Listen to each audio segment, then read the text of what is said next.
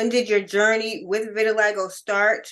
Were you diagnosed with it? Did you notice a change in your skin? What was the how did you come to how did you be start how did your journey begin?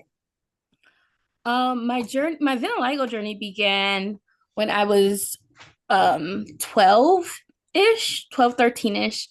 And um I was actually in the mirror with my mom, like in the bathroom in the mirror, and I thought there was a spot on the mirror, so I went to like wipe it off, and then it wasn't on the mirror, it was on my face. It was like moving with me.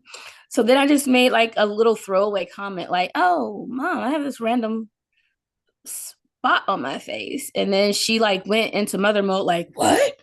Let me see." And you're like, "Oh, come into the light, mom." Like we going to the doctor.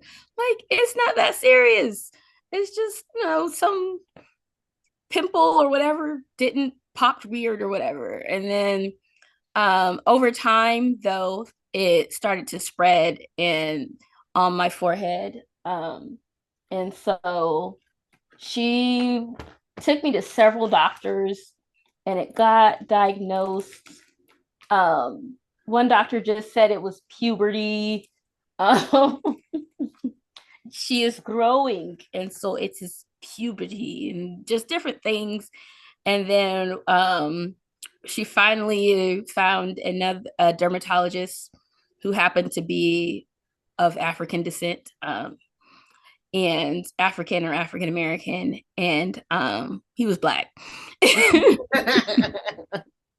Pointing, he was black. He was in the iceberg. And he is actually the doctor that diagnosed me, and he is the doctor that taught me about Eber's papyrus or papyrus Eber's. And I didn't care at the time because he told me I might turn white like Michael Jackson, and I was just like, "Are you telling me that I might turn white like Michael Jackson?" He was like, "Yes, but hopefully not." And so like my hands are like in his face, like he's no, my face is in his hands and he's like cradling. He's like, "Okay, yeah, this is what it is." And one of the tests that they do is a light test. So they use a black light, and with vitiligo skin, the chemical um interaction that happens with our melanin being destroyed actually creates an ultraviolet light. So vitiligo people are actually glowing. And so You we got glow. vibranium in your skin? Yeah. So I always like when people are like, "There's just like this glow about you." I'm like, I know. Ultraviolet. Um, but no, there is, and I do think metaphysically, esoterically, there is something to that. Um, but it's not something that will ever be a concrete thing. It's gonna be something that's intuitive. And but yeah, there is that's how I was diagnosed. Is like, okay, well, we're gonna shine this light. And it was like, so I thought it was gonna be like painful or something, because my mom was like, "Okay, so they might do something on you called a biopsy, and that's where they cut." And it's like, you know what, I don't want to be cut up. But but it wasn't that. So thankfully, and it was just a light, a black light. And um then I started doing light box treatments after some cream didn't help it repigment. And the light box treatments were once, it was like once or twice a week.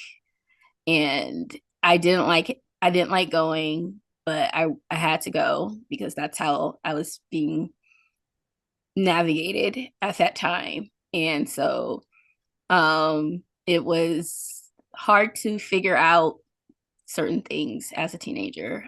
So I'm still working through some things now personally. But the light box treatments I did till I was probably 14, maybe. I don't know if it even lasted a full 2 years, but um, I know that my dad, who generally doesn't interject himself, and me and my mom's arguments, interjected himself, and it was just like, if she doesn't want to go, she's not going. And so I was rescued, Mhm. and I stopped going, and I think that was what was best for me at that time. But I am okay with experiencing the treatments, because it gave me understanding that the way that my vitiligo works doesn't really work with light box treatments. Some people's vitiligo does respond well to light box treatments, and so if that's something that a vitiligo person is curious about, I say go do it. So that you know for sure. Just make sure that it's a licensed dermatologist, because there's a lot of people out there that create things for vitiligo that are very unhealthy, and you got to pay attention. Hustlers, there's a lot of hustlers out there. What is the light box treatment supposed to do?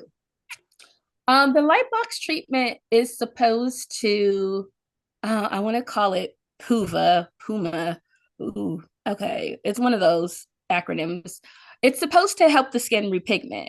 So, and actually, that particular treatment was from Ibris Papyrus.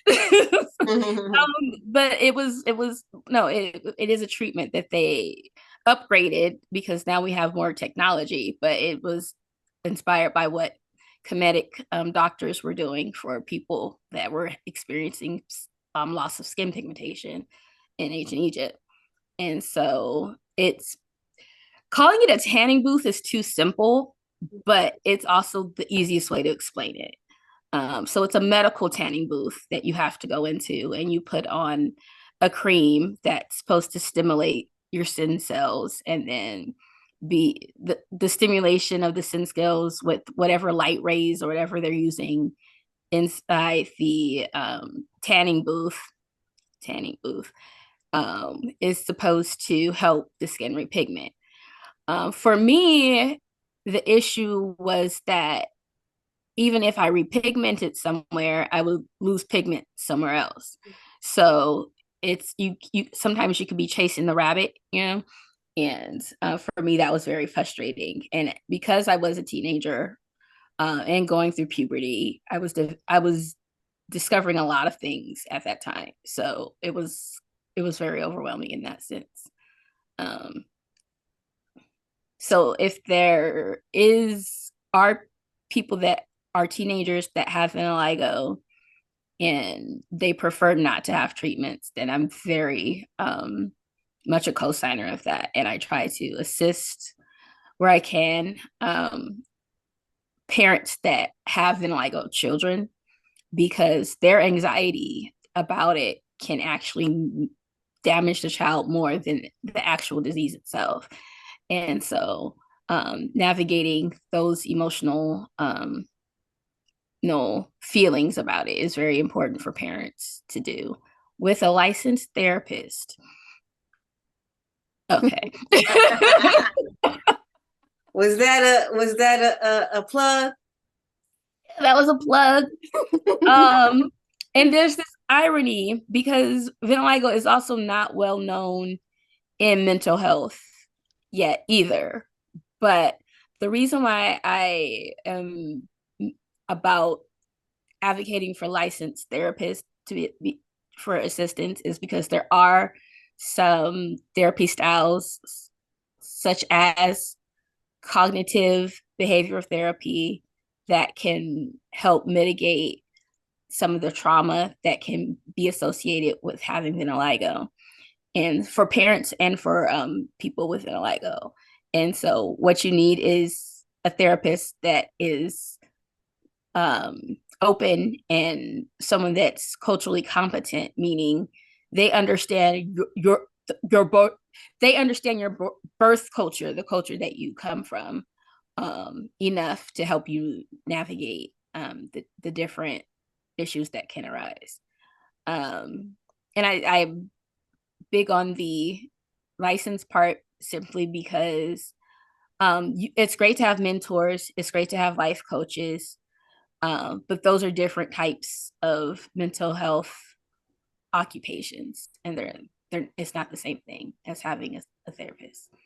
So, and that's something that um, insurance tends to cover that more than some of the vitiligo treatments, which is ironic.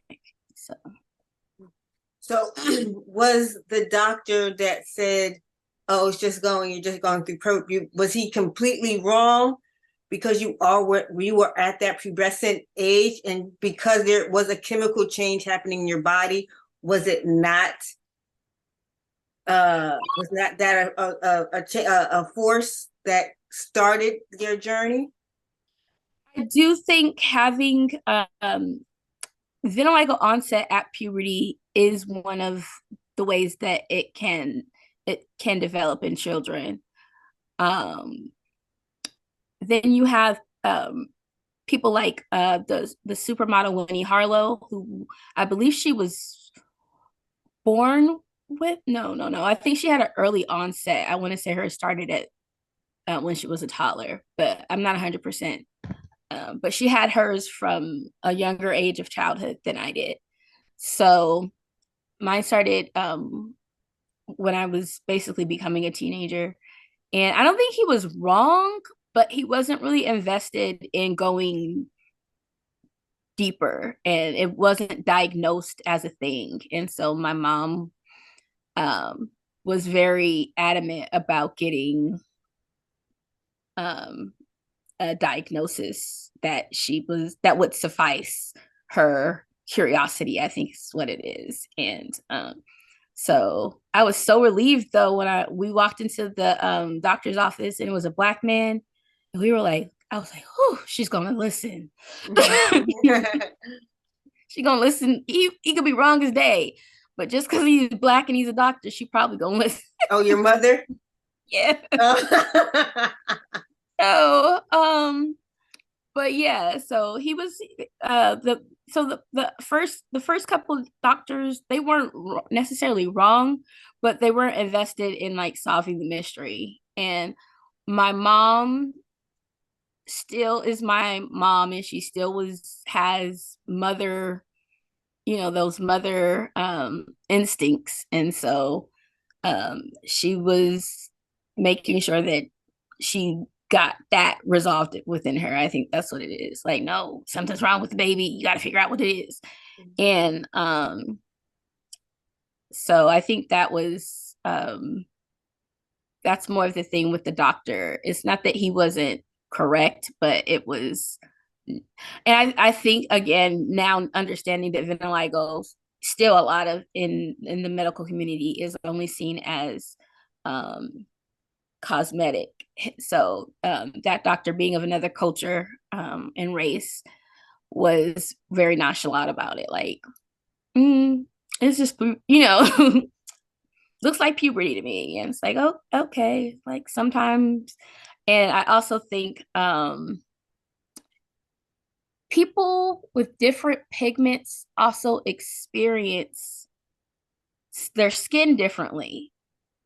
So, for instance, if you have deeper melanated skin, your blushing doesn't show as readily as somebody with lesser melanated skin. And so there's certain um, ways of knowing that you're sick or whatever that show up in other cultures' skin more readily than in deeply melanated skin.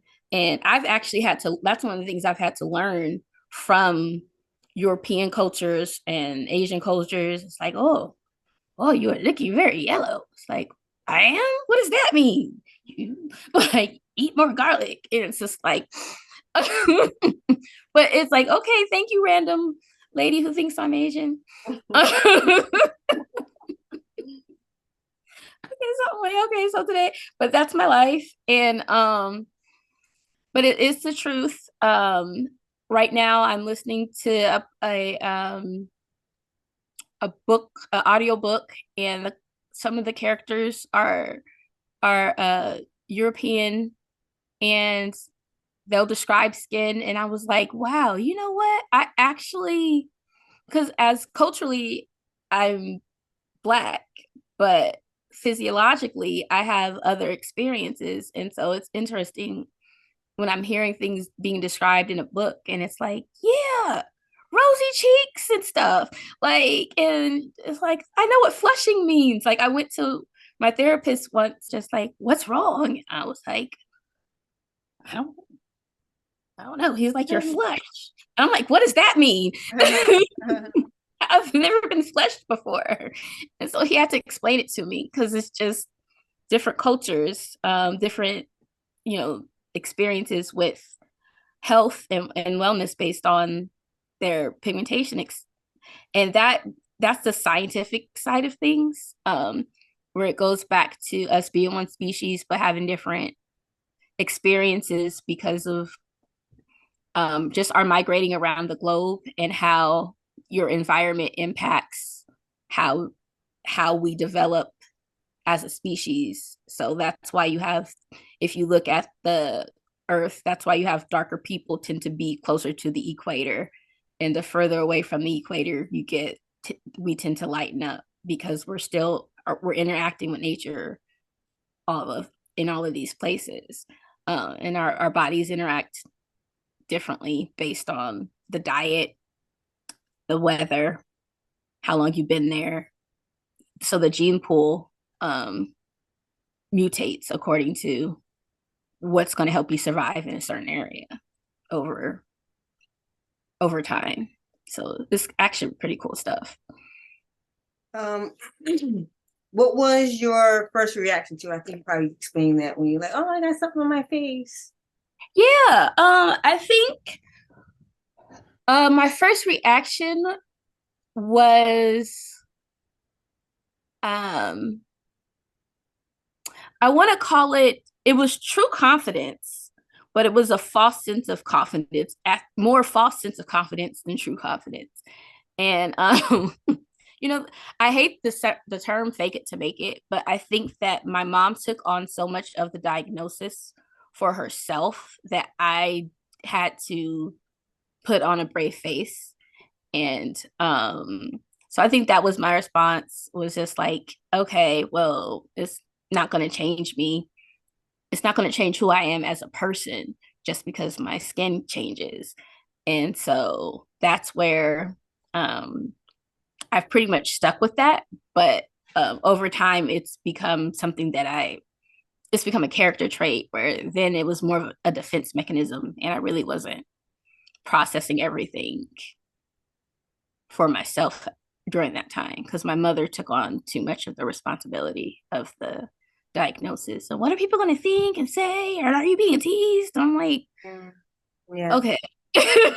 Technically, yes, but I'm not going to tell you about it because you've already gone off at my school several times. And over other things that they've done to me. So I'm not going to even bring this one up. Because that's my mom. So Mama Bear. So yeah, that was it.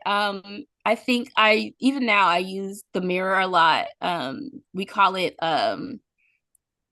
affirmations, I guess. Affirmations in the mirror. But I think over time, reacquainting with it, probably when I got into undergrad, is when I really had to start dealing with it for myself independently, because it really progressed really fast once I got into undergrad. Went away to college and started living on my own. So I think that way of managing, I was in the right environment. I was at Howard, and I was able to reach out to professors and elders in that community that were able to navigate me to go certain places. Oh, you need to go speak to Dr. So-and-so. She's a geneticist. And it's like, okay. So I've learned all these different pockets of information and things.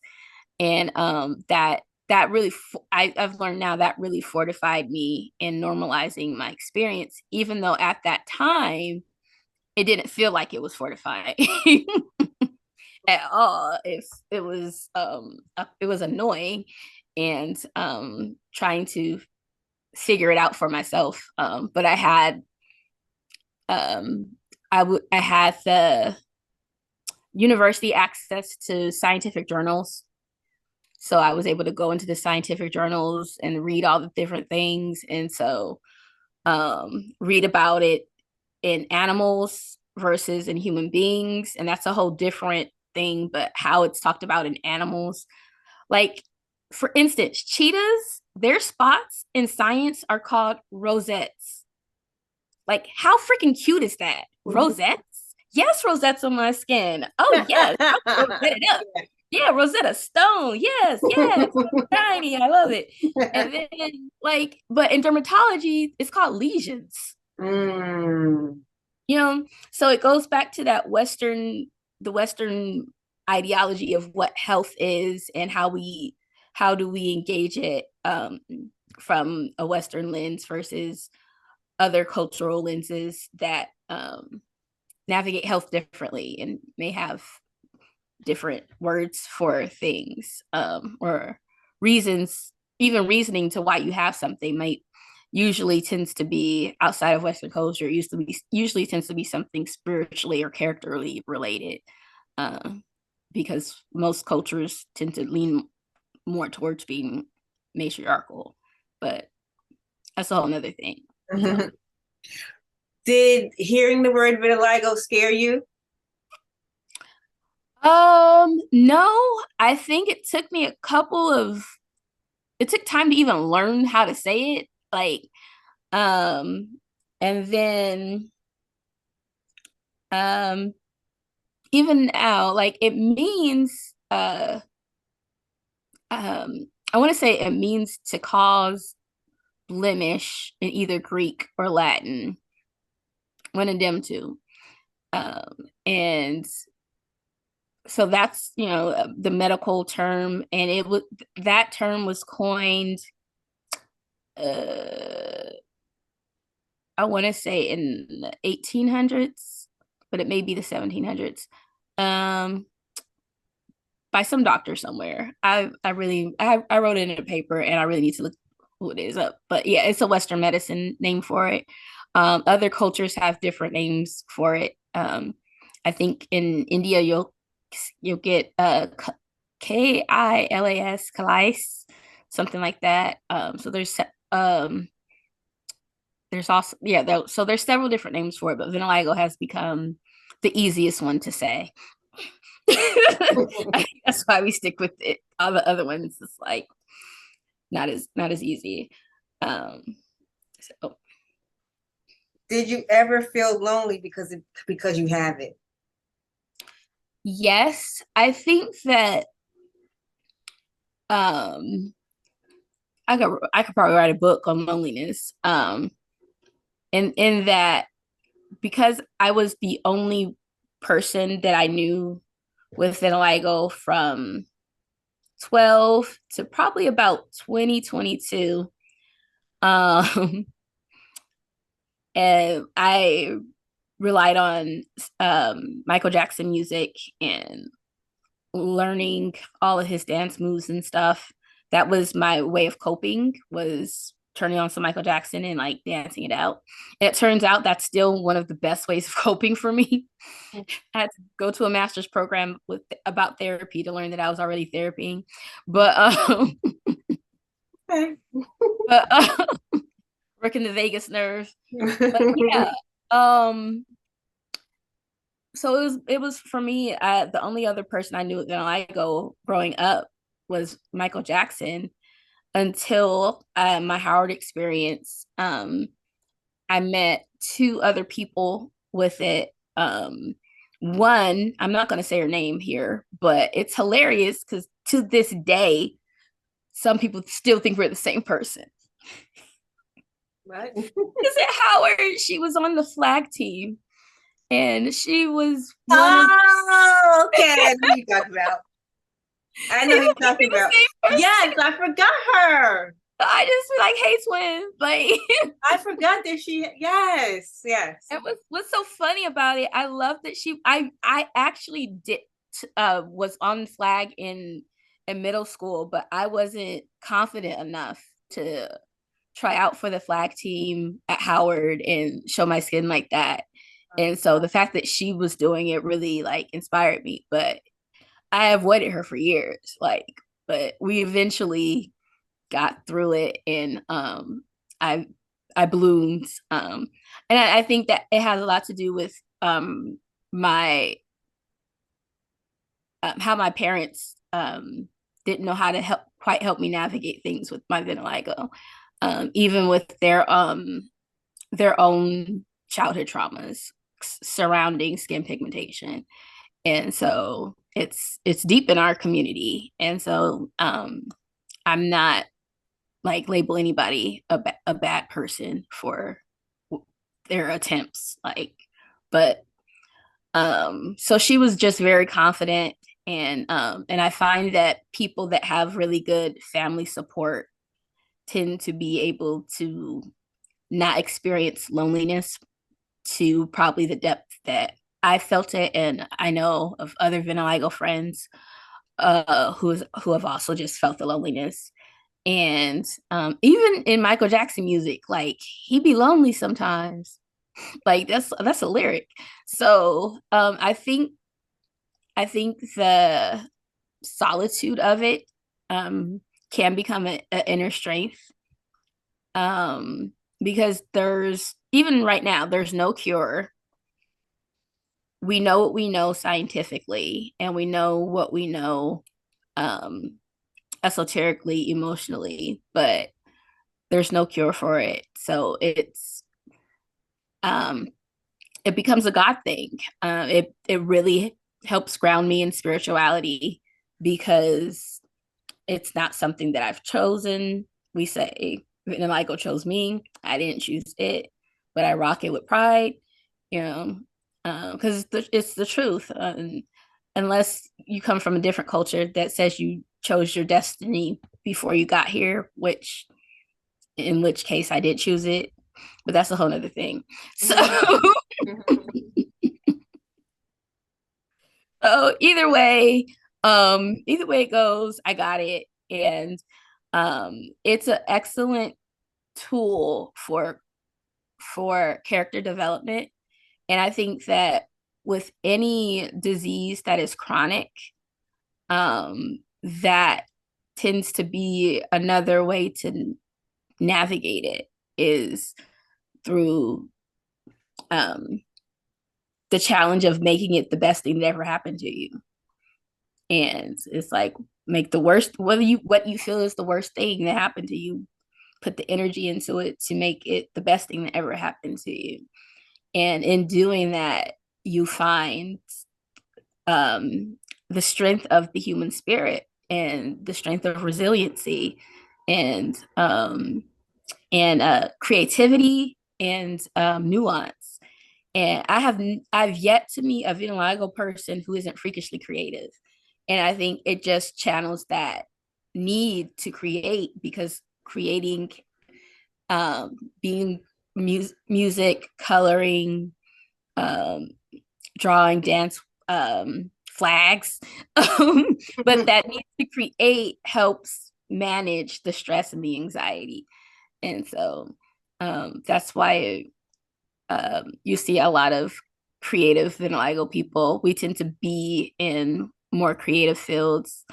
And also because it's something that sets you apart in an environment, you have to learn to embrace that dissonance, and use it for something positive. Use it to be encouraging, use it to be uplifting, to other people and to yourself, versus um, staying in the the state of like disempowerment. I think that's what it is, because it's not something that I can control.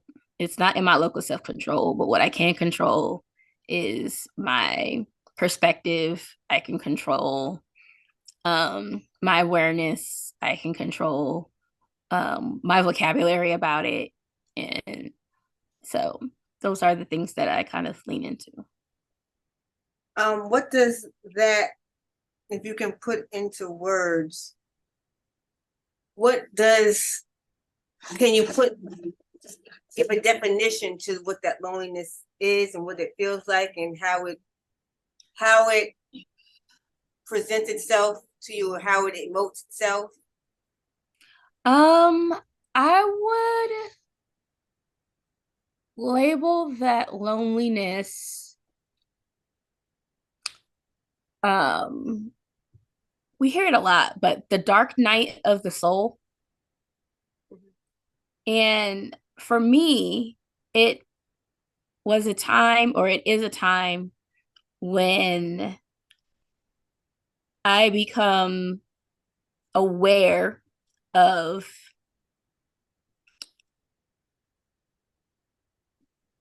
the fact that my body is not me and I am not my body.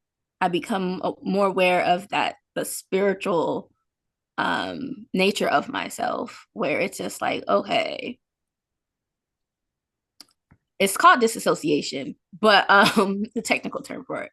But the loneliness is that dark night of the soul where you we understand that we are all going to experience death, like post mortem, and that's when our energies that that powers this body, our personality, it goes on in the universe to be to transfer into whatever other energy it's supposed to be, afterlife, and so that loneliness, I feel like, is in that same kind of space where you're aware of the larger universe in that sense. And the loneliness is there for you to befriend it.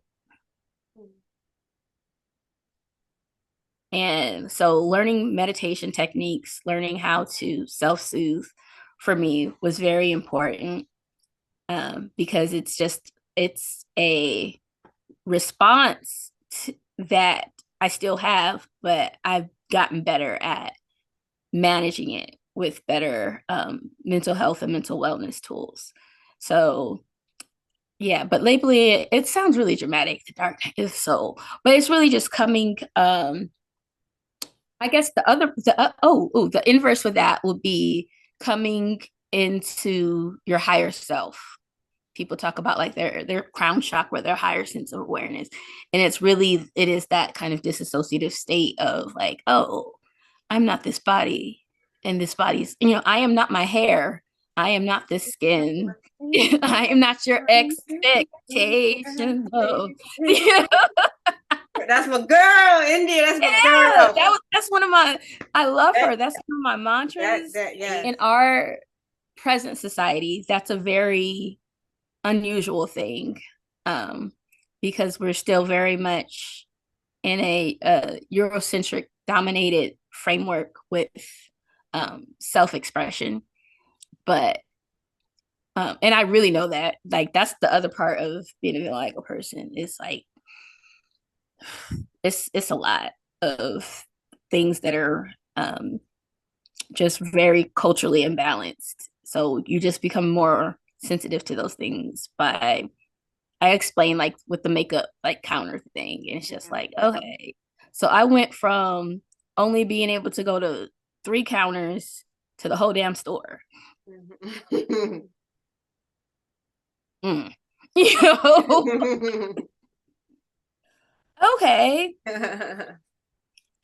And it's like, I've never had problem finding pantyhose, but my mom and my sister would always like look for the coffee colored pantyhose, and like we would look high and low for the coffee colored pantyhose. So it's just these little things. And the other part of that is understanding the business side of things sometimes, because people aren't in business out of kindness. They're in business to make money. And so if you're in a neighborhood that that has a certain different demographic in it, and you're a minority in that demographic, you also have to take personal responsibility for being that minority and for getting the things that you need met for yourself.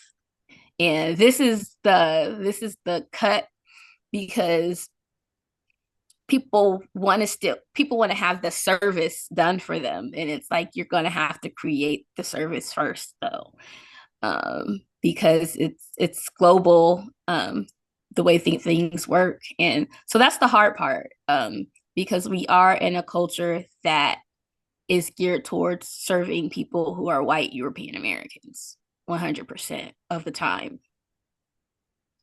That's why it exists. It's not meant to serve anybody else 100% of the time. Everybody else gets some break off percentages. So now I sound like a certain Howard professor. I love dearly, but I'm not gonna. Who we all wish we could have taken. But he was so nice. Even though I didn't take him, every time I see him, whatever, even when I was on campus, he would speak like I was one of his.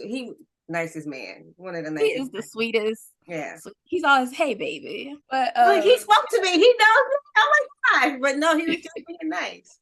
Don't know me from a can of paint.